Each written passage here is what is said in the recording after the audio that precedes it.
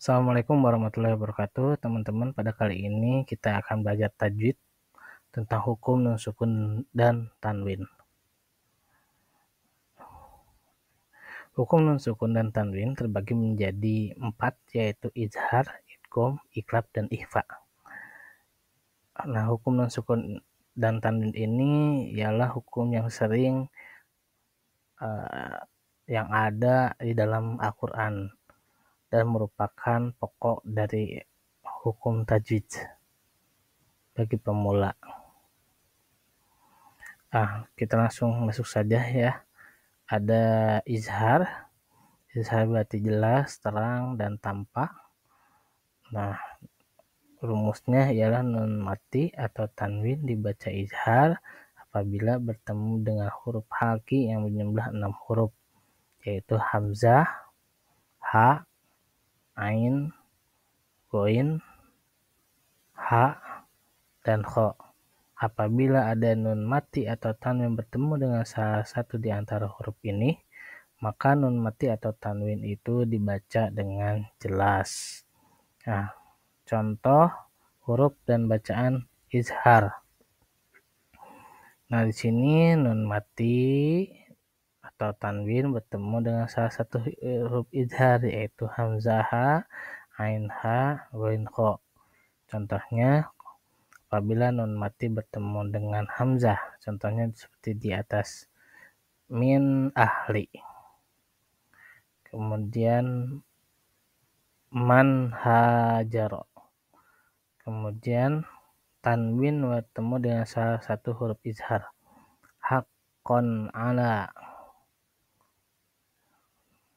Min haitsu, rabbun ghafur, wal munkhaniqatu. Ingat rumusnya, apabila nun sukun atau tanwin bertemu dengan salah satu huruf izhar, maka dibacanya harus jelas. Apa yang dibacanya? Nun sukunnya harus dibaca dengan jelas.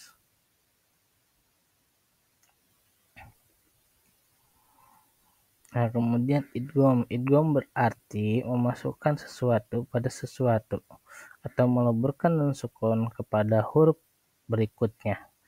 Idgham terbagi menjadi 2, yaitu idgham bigunah dan idgham bila gunah. Nah, di sini berdengung dan tidak berdengung. Contoh hurufnya ada 6, yaitu ya, nun, mim, waw, sama lam, ro. Huruf dan contoh bacaan idgham bigunah. Nah, tadi apa rumusnya? Apabila nun sukun bertemu dengan nun sukun atau tanwin bertemu dengan salah satu huruf idgham bigunah. Huruf idgham bigunah ada 4, yaitu ya, nun, mim, dan waw. Maka membaca nun sukunnya harus dilebur kepada huruf berikutnya. Tentunya dengan dengung. Dengung yang dimaksud di sini ialah suara yang keluar dari hidung, dari hembusan nafas yang keluar dari hidung. Contoh, mayyakulu, amilatun nasibah, mim masyad, khairu wa abqa. Nah, coba lihat di kata yang pertama, yaitu ada nun sukun bertemu dengan salah satu huruf ya dalam 2 kalimat atau 2 kata, maka itu hukum bacaannya idgham bigunah. Huruf nunnya harus dileburkan dan dimasukkan ke dalam huruf ya. Tadi may yakulu, nunnya tidak dibaca man yakulu tapi may yakulu.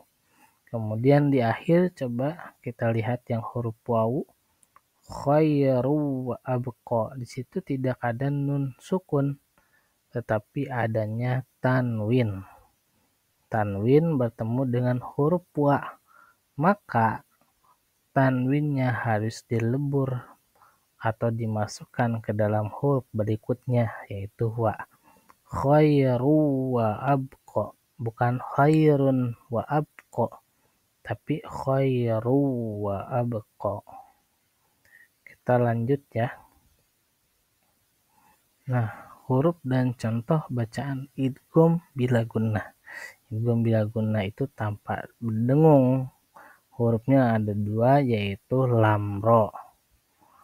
Rumusnya, apabila nun sukun atau tanwin bertemu dengan huruf lam ro, maka dibacanya nun sukunnya atau tanwinnya harus dileburkan kepada huruf berikutnya tanpa dengung.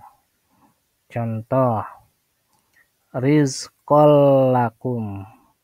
Rizqol lakum, langsung ya. Koknya langsung ke huruf lam.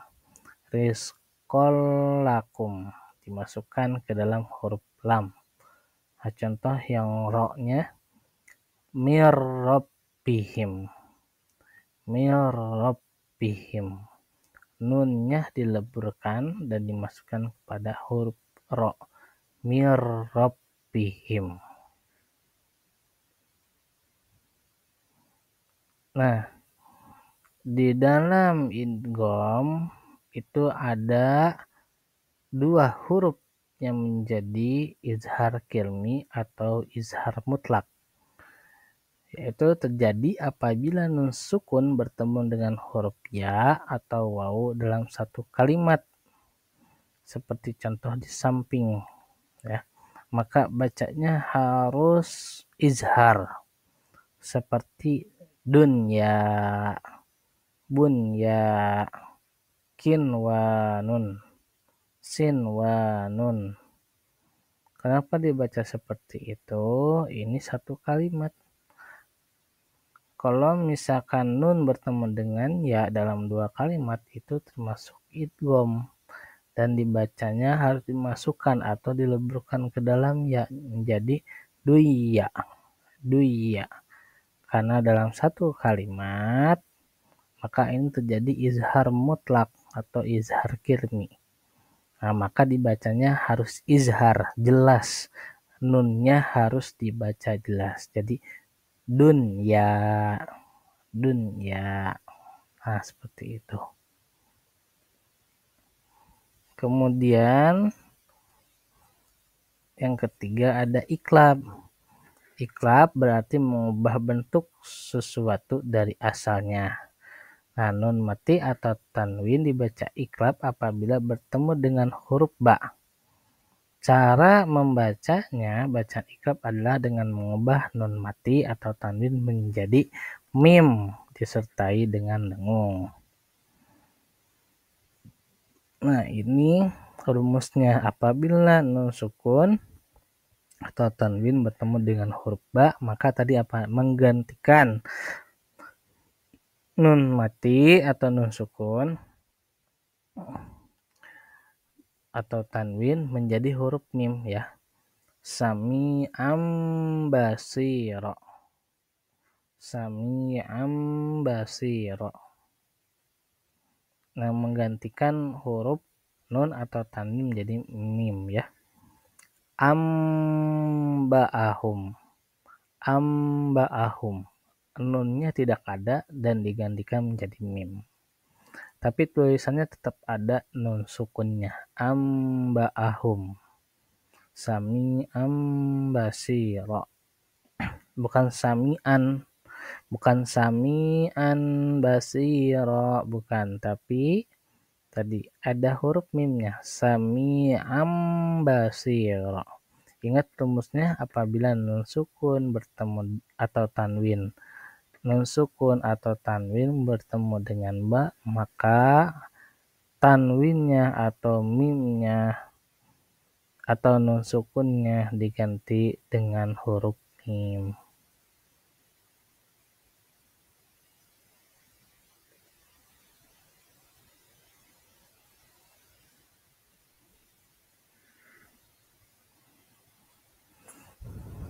Kemudian ikhfa berarti menutupi atau menyembunyikan nun mati atau tanwin.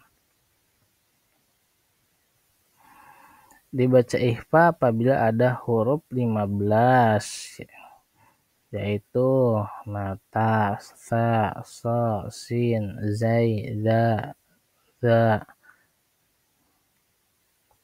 ja, ya, sin, do, to, do, fa, kof, kaf.